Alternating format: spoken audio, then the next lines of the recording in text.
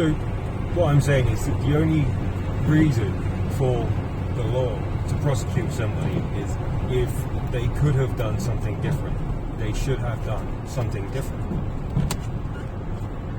But there are times when any driver, anybody that operates a car, anybody that uses the road, there are times when you can't do anything different. You can't help but creep up a few miles an hour. The thing is, the police used to acknowledge, they used to accept that sometimes, inevitably, any car, any driver, they're going to creep up a few miles an hour over the limit. It's going to happen, it's inevitable. But they accepted that there were times when they wasn't going to prosecute a driver for that, so that there was a difference between you could have done something different and you should have done something different and it was your fault. Difference between that and no, you couldn't have really done anything different. So what I'm saying is,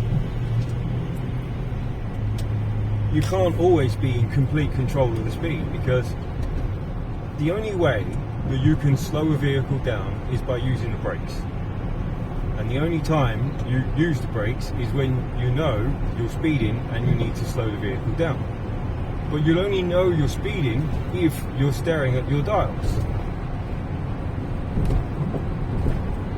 But you can't drive around staring at your dials, can you? So if I'm driving along now and I'm doing 29 mile an hour and it's a 30 road, and then, because you know there's not a flat road in the country, everything is either uphill or fucking downhill.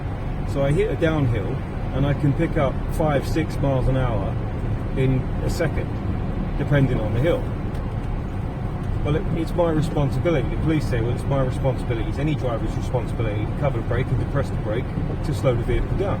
Yeah, I'm not arguing. I agree with that. But I can't be driving around staring at the dials constantly. I have to fucking look up.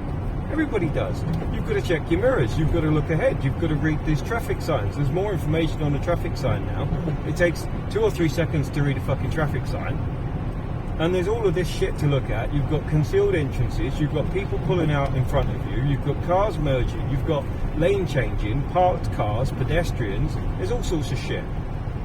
Well, unless the police are saying, look, I expect people to drive around staring at their dials constantly and not looking up, I want to hear them say that. I mean, if they say that, don't use the road anymore. Like, really, stay off the road.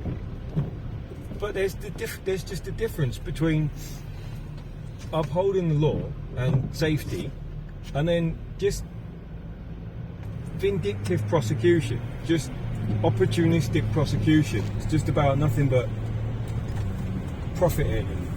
It's a racket. It's just extortion. So I'm arguing, and it's time that the law was changed. I'm arguing that there is a big difference between somebody who is speeding and they know they're speeding, or they wasn't looking and they could have done something different, and somebody who is innocently, they were doing 30 mile an hour last time they looked down at their dials.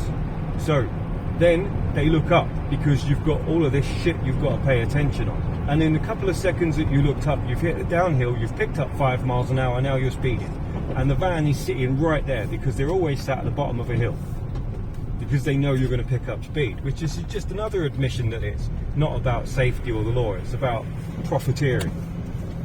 So I'm saying that the police are going to have to accept that there are times when any road user, even the best drivers, even the safest, most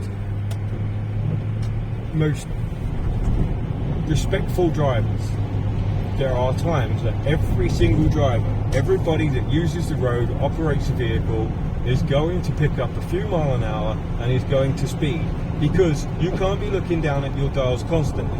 You have to look up. Later.